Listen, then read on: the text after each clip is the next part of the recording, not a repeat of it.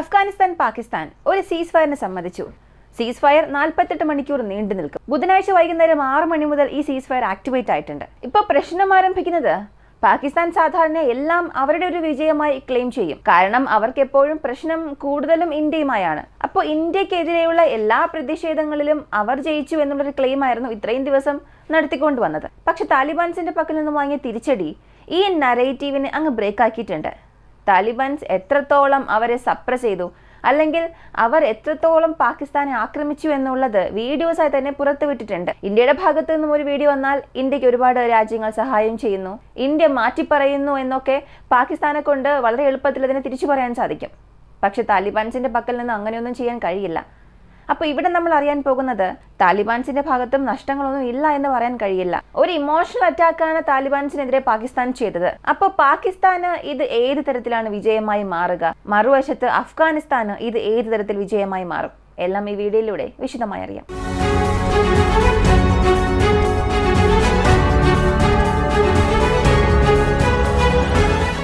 Taliban's versus Pakistan, ഇതിനെക്കുറിച്ച് സംസാരിക്കുമ്പോൾ ഇതിലുള്ള അമേരിക്കയുടെ ഇൻവോൾവ്മെന്റിനെ കുറിച്ച് സംസാരിക്കാതിരിക്കാനേ സാധിക്കില്ല. കാരണം അമേരിക്കയാണ് ഇതിന് പിന്നിൽ നിന്ന് എല്ലാം നടത്തുന്നത്. പാകിസ്ഥാന് സഹായം ചെയ്യുന്നതിൽ അമേരിക്ക പ്രധാന സ്ഥാനത്താണുള്ളത്.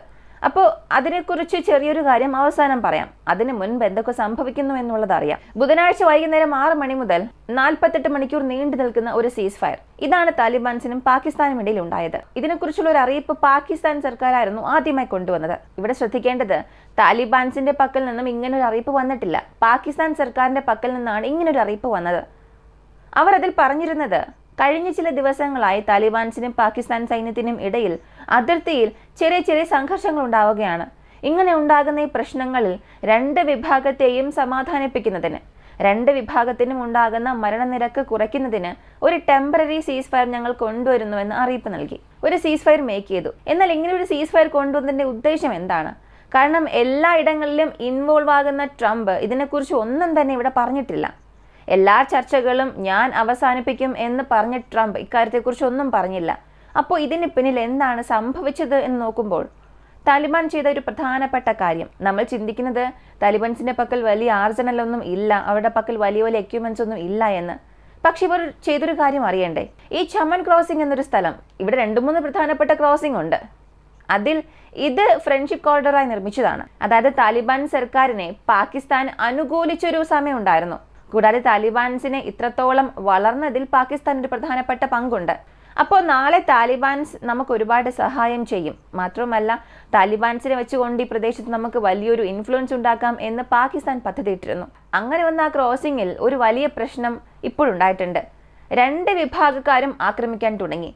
ഒരു വശത്ത് പാകിസ്ഥാന്റെ ടാങ്ക്സ് നേരിട്ട് ദുരന്ത് ലൈൻ കടന്നു ചെന്ന് അഫ്ഗാനിസ്ഥാൻ ഔട്ട് പോസ്റ്റിനെ പൂർണ്ണമായി നശിപ്പിച്ചു.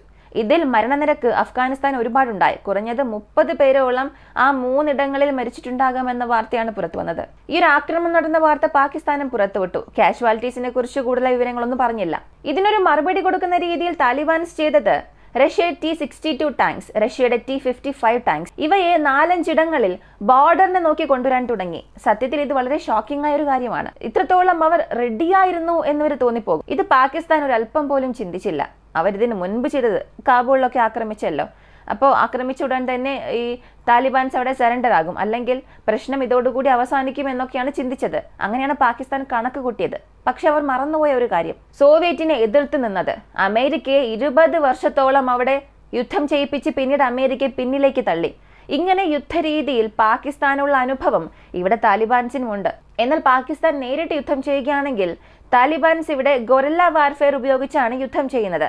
അവർക്കുള്ള ഒരു ഗട്ട് ഫീൽ എന്നത് ഇവിടെ മറ്റൊരു രീതിയിൽ ചിന്തിപ്പിച്ചു. ലിറ്ററലി പറയുകയാണെങ്കിൽ, നിങ്ങൾ എയർ സ്ട്രൈക്ക് ചെയ്യുകയാണല്ലേ, ശരി, ചെയ്തു കൊള്ളുക, ഞാൻ ടാങ്ക്സ് കൊണ്ടുവരാം, നിങ്ങളെ കൊണ്ട് കഴിയുന്നതെല്ലാം നിങ്ങൾ ചെയ്യുക, എന്നെ കൊണ്ട് കഴിയുന്നതെല്ലാം ഞാനും ചെയ്യാം. ഇങ്ങനെ അവരുടെ അതിർത്തിയെ നോക്കി, ദുരന്ത് ലൈനെ നോക്കി 5 ഇടങ്ങളിൽ ടാങ്ക്സിനെ മൂവ് ചെയ്യാൻ തുടങ്ങി. സത്യത്തിൽ താലിബാൻ സൈഡിൽ നിന്നും ഈ വാർത്ത പുറത്തു വന്നിട്ടില്ല.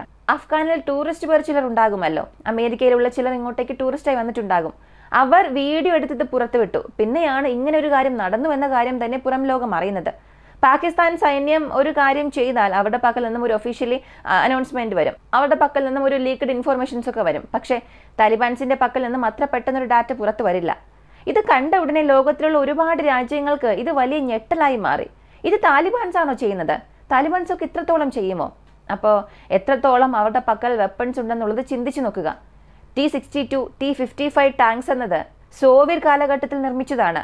ഇന്ന് എത്ര തന്നെ പാകിസ്ഥാന്റെ പക്കൽ ഹൈ എൻഡ് സിസ്റ്റംസ് ഉണ്ടെന്നൊക്കെ പറഞ്ഞാലും അതിന്റെ വിശ്വസ്തത എത്രത്തോളം ഉണ്ട് എന്നൊന്നും അറിയില്ല. ഇത് പാകിസ്ഥാനെ കളിയാക്കാനായി പറഞ്ഞതല്ല. പാകിസ്ഥാന്റെ ആയുധങ്ങളെ സംബന്ധിച്ചിടത്തോളം കൂടുതലായും അവർ ചൈനയിൽ നിന്നുമാണ് വാങ്ങുന്നത്. അവരുടെ പക്കൽ ഹെവി നമ്പേഴ്സ് ഉണ്ട്. താലിബാൻസിന്റെ പക്കൽ ഇല്ല എന്നൊക്കെ നമുക്ക് പറയാം. എന്നാൽ ഇവിടെ റഷ്യയുടെ സോവിയറ്റ് നിർമ്മിതിയും ആ വശത്ത് ഇന്നുള്ള മോഡേൺ ഡേ ചൈനീസ് പ്രോഡക്റ്റുമായും കമ്പയർ ചെയ്യുമ്പോൾ സത്യത്തിൽ ഈ ഒരു കമ്പാരിസൺ തന്നെ തെറ്റാണ്. അത്രത്തോളം ക്യാപ്പബിൾ ആയ സിസ്റ്റമാണ് സോവിയറ്റ് കാലത്ത് നിർമ്മിച്ചത്. പിന്നീട് അത് യുക്രൈൻ യുദ്ധത്തിൽ അമേരിക്കയുടെ സിസ്റ്റവുമായി വന്നതിന് ശേഷമാണ് ഈ ഒരു രീതി ഒന്ന് ബ്രേക്ക് ആയത്. ഒരുപാട് ഇടങ്ങളിൽ പിന്നെ പ്രശ്നങ്ങൾക്കും ഇടയായി. അപ്പോൾ ടാങ്ക്സും കൊണ്ടുവന്നു, കൂടാതെ സ്റ്റിങ്കർ മാൻ പാഡ്സും കൊണ്ടുവന്നു. ഇതും ദുരന്ത് ലൈനോട് ചേർത്ത് നിർത്തി.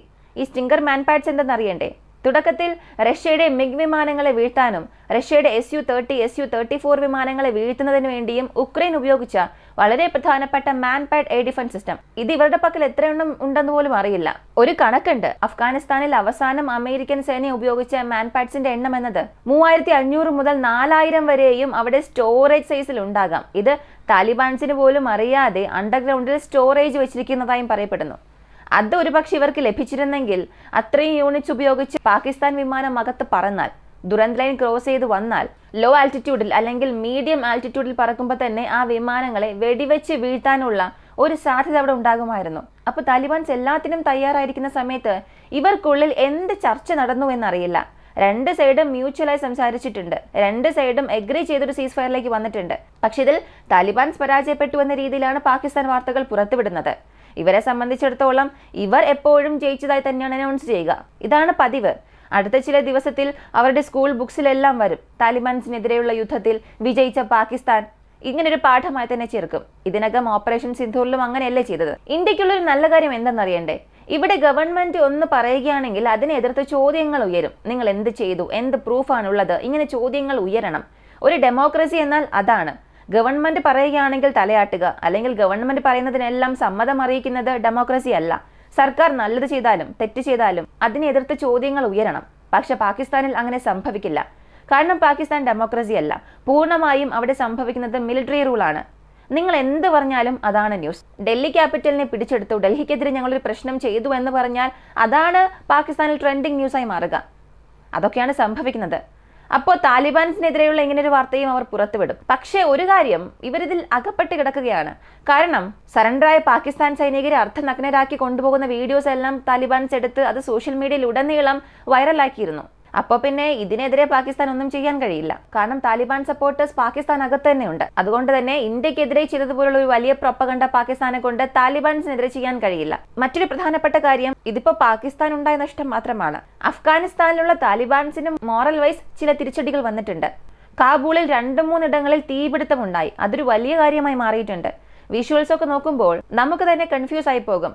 ഇസ്രായേൽ ആക്രമിച്ചപ്പോൾ ഇറാനിൽ നിന്നും എടുത്ത ഫുട്ടേജ് ആണോ, അല്ലെങ്കിൽ ഇറാൻ തിരിച്ചാക്രമിച്ചപ്പോൾ ഇസ്രായേലിൽ നിന്നും എടുത്ത ഫുട്ടേജ് ആണോ എന്ന് പോലും വ്യത്യാസം അറിയില്ല. അത്രത്തോളം ഒരു വലിയ ബ്ലാസ്റ്റ് ഇവിടെ സംഭവിച്ചിട്ടുണ്ട്. ഇപ്പൊ അഫ്ഗാനിസ്ഥാൻ സപ്പോർട്ടേഴ്സ് അല്ലെങ്കിൽ അഫ്ഗാനിസ്ഥാൻ താഴെയുള്ള താലിബാൻ സപ്പോർട്ടേഴ്സ് ഒക്കെ ചിന്തിക്കുന്നത് ബീട്രേൽ ചെയ്യുക, അതായത് പാകിസ്ഥാൻ നമ്മെ വിശ്വസിപ്പിച്ച് വഞ്ചിച്ചിരിക്കുകയാണ്. രണ്ടാമത്തേത്, അഫ്ഗാനിസ്ഥാനിലുള്ള താലിബാൻസിനെ കൊണ്ട് ശരിക്കും കാബൂളിനെ ഡിഫെൻഡ് ചെയ്യാൻ കഴിയുമോ? മൂന്നാമത്തേത്, ഇപ്പോഴും തെഹ്രിക്ക് താലിബാൻസിനെ സപ്പോർട്ട് ചെയ്ത് പാകിസ്ഥാൻസിനെതിരെയുള്ള അറ്റാക്ക് ചെയ്യിപ്പിക്കണമെന്ന മാനസികാവസ്ഥ. അപ്പോൾ പാകിസ്ഥാൻ ചെയ്ത ഈ ആക്രമണത്തിലൂടെ ഈ 3 കാര്യത്തിൽ അഫ്ഗാൻ താലിബാൻസിന് തിരിച്ചടി ലഭിച്ചിട്ടുണ്ട്. അത് സമ്മതിച്ചേ മതിയാകും. അതുകൊണ്ട് ഇവർ ചെയ്യുന്നത് ഇതിൻ്റെ ഒരു റിവഞ്ച് വീണ്ടും ഹെവിയായി നൽകാൻ തയ്യാറാകും. അതിൻ്റെ ഒരു ഭാഗമാണ് ടാങ്ക്സിനെ ഈ ദുരന്ത് ലൈനോട് ചേർത്ത് കൊണ്ടുപോയത്. ശരിക്കും ഇതാരും ചിന്തിച്ചില്ല. ഈ ബോർഡറിൽ ക്ലാഷ് നടക്കും, പാകിസ്ഥാൻ എയർഫോഴ്സ് അകത്തേക്ക് വരികയാണെങ്കിൽ അവരെ വെടിവെച്ച് വീഴ്ത്താനൊക്കെ ശ്രമിക്കുമെന്നൊക്കെ നമ്മൾ കരുതിയിരുന്നു. ദുരന്ത് ലൈനെ കണ്ടെയ്ൻ ചെയ്യുമെന്നൊക്കെ ചിന്തിച്ചിരുന്നു. പക്ഷേ ടാങ്ക്സ് കൊണ്ടുപോകുമെന്നും ആരും ചിന്തിച്ചില്ല. ഒരുപക്ഷെ വീണ്ടും പ്രശ്നം അധികമായാൽ ഇങ്ങനെയൊക്കെ ചെയ്യും എന്നൊരു ചിന്ത നമുക്കുണ്ടാകാം. പക്ഷേ ഇത്രത്തോളം ഷോർട്ടസ്റ്റ് ടൈം പീരീഡിൽ ഇത്ര ടാങ്ക്സിനെ കൊണ്ടുപോകുമെന്ന് ശരിക്കും ചിന്തിച്ചിട്ടില്ല. എന്നാൽ താലിബാൻസ് അത് ചെയ്തിട്ടുണ്ട്. അപ്പോൾ അവർ തയ്യാറായി നിൽക്കുകയാണ്. അടുത്ത് അമേരിക്കയെക്കുറിച്ചുള്ള പ്രധാനപ്പെട്ട കാര്യത്തിലേക്ക് വരാം. സത്യത്തിൽ പാകിസ്ഥാനെ സംബന്ധിച്ചിടത്തോളം അവർക്ക് ജനറലായി ഒരു പോളിസി ഒന്നും തന്നെ ഇല്ല. ഇപ്പൊ അമേരിക്ക ഇവ പ്രധാനമായും ആശ്രയിച്ചിരിക്കാനുള്ള കാരണം അവരുടെ പക്കലുള്ള F-16 അത് ഏകദേശം എക്സ്പയർ ആകുന്ന കണ്ടീഷനിലാണുള്ളത്. അപ്പോൾ അവർക്ക് മറ്റു മാർഗമില്ല.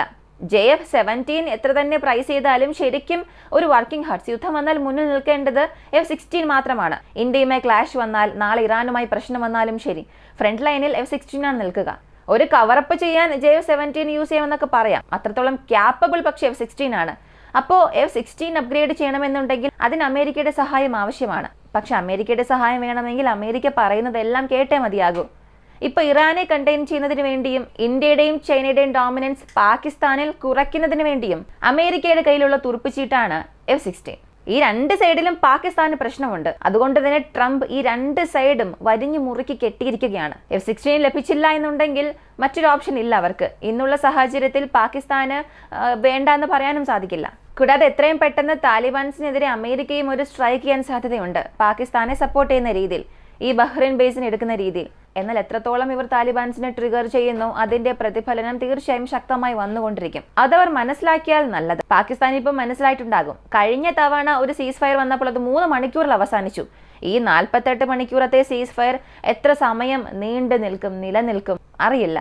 ചെറിയൊരു ബ്രീത്തിങ് സ്പേസ് ഇവിടെ ലഭിക്കും. പക്ഷെ അതിനുശേഷം വരുന്ന അപ്ഡേറ്റ്സ് ഒക്കെ കാത്തിരുന്ന് തന്നെ കാണാം. ഈ ഒരു വീഡിയോയെക്കുറിച്ചുള്ള നിങ്ങളുടെ അഭിപ്രായം കമന്റിൽ പറയുക. ചോദിക്കുന്നത് ഒന്ന് മാത്രം, ഈ സീസ് ഫയർ താലിബാൻസ് കൊണ്ടുവന്നു. ആദ്യം അവരാണോ റിക്വസ്റ്റ് ചെയ്തത്, പാകിസ്ഥാനാണോ റിക്വസ്റ്റ് ചെയ്തത് അറിയില്ല. എന്നാൽ ഒരു കാര്യം അറിയാം, എന്തോ വലിയ കാര്യം തീർച്ചയായും വരാനിരിക്കുകയാണ്. ഈ ഒരു വീഡിയോയെക്കുറിച്ചുള്ള നിങ്ങളുടെ അഭിപ്രായം കമന്റിൽ പറയുക. കൂടുതൽ അപ്ഡേറ്റ്സിനായി വോയിസ് ഓഫ് വിക്കിയ നമ്മുടെ ചാനൽ സബ്സ്ക്രൈബ് ചെയ്യുക. മറ്റൊരു വീഡിയോയുമായി വീണ്ടും കാണാം.